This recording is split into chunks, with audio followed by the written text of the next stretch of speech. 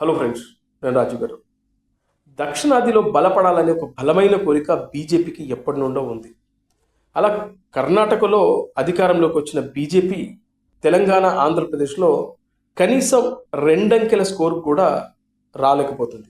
కారణం ఏంటంటే ఇటు ఆంధ్రప్రదేశ్లో కానీ అటు తెలంగాణలో కానీ బలమైన క్యాడర్ లేకపోవడం ఒకటి, ముఖ్యంగా బలమైన నాయకులను వీళ్ళు సంపాదించుకోలేకపోయారు. అయితే తెలంగాణ, ఆంధ్రప్రదేశ్ చూస్తే తెలంగాణలో బీజేపీకి క్యాడర్ ఉంది, అలాగే బలమైన నాయకులు కూడా ఎంతో కొంత ఉన్నారు. అయినా కూడా మొన్న 2023 ఎన్నికల్లో బీజేపీ కనీసం 20 స్థానాలు గెలుచుకుంటుందనే లెక్కలు వేశారు చాలామంది. కానీ అదేందో లాస్ట్లో ఎన్నికలకు ముందు బండి సంజయ్ని అధ్యక్షుడిగా తప్పించడంతో బీజేపీకి తీరని నష్టం అయితే ఒకటి వచ్చింది. అయితే ఇప్పుడు బీజేపీ మళ్ళీ పుంజుకునే అవకాశాలు కనబడుతోంది. ఎందుకంటే ఇటు బీఆర్ఎస్ పార్టీ అధికారం కోల్పోయింది. ఇప్పటికే ఆ పార్టీలోని కొంతమంది నాయకులు కాంగ్రెస్లో అలాగే బీజేపీలో చేరిపోయారు.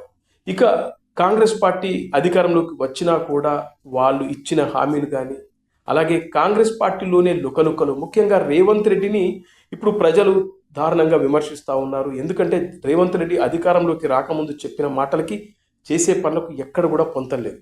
అందుకే ఇప్పుడు బీజేపీకి ఒక అవకాశం ఉన్నట్లుగా కనబడుతుంది. దానికి బెస్ట్ ఎగ్జాంపులే నిన్న ఎమ్మెల్సీ ఎన్నికల్లో 2 స్థానాలను బీజేపీ గెలుచుకుంది. ఒకటి ఉపాధ్యాయ ఎమ్మెల్సీ ఎన్నికల్లో మల్కా కొమరయ్య బీజేపీ అభ్యర్థి గెలిచాడు. అలాగే రెండోది గ్రాడ్యుయేట్ ఎమ్మెల్సీ ఎన్నికల్లో అంజిరెడ్డి విజయం సాధించారు. ఇలా ఇద్దరు బీజేపీ ఎమ్మెల్సీ అభ్యర్థులు గెలవడం అనేది బీజేపీకి ఒక ప్లస్ పాయింట్. అంటే ఈ 2 ఎన్నికలు చూస్తే ఒకటి కరీంనగర్, ఆదిలాబాద్, మెదక్, నిజామాబాద్, ఈ పట్టభద్రుల ఎన్నికల్లో బీజేపీ విజయం సాధించింది. అలాగే ఉపాధ్యాయులు కూడా ఎమ్మెల్సీ అభ్యర్థిగా బీజేపీకి సంబంధించినటువంటి మల్కా కొమరయ్యని ఎన్నుకున్నారు. అంటే చదువుకున్న వాళ్ళు, విద్యావంతులందరూ బీజేపీ వైపు చూస్తున్నారనేది మనకు క్లియర్ కట్గా కనబడుతుంది.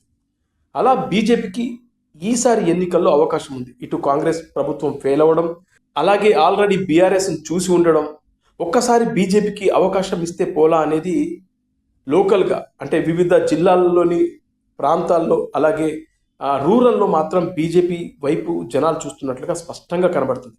ఏదైతే బీజేపీ పెద్దలు చెప్తున్న డబుల్ ఇంజన్ సర్కార్ ఉంటే ఆ రాష్ట్రం అభివృద్ధిలోకి వస్తుందని పదే పదే చెప్తున్నారు కదా, అలాంటి డబుల్ ఇంజన్ సర్కార్ను కోరుకునే అవకాశాలు పుష్కలంగా కనబడుతున్నాయి. అదే ఇప్పుడు ఈ ఎమ్మెల్సీ ఎన్నికల్లో అది రుజువైంది.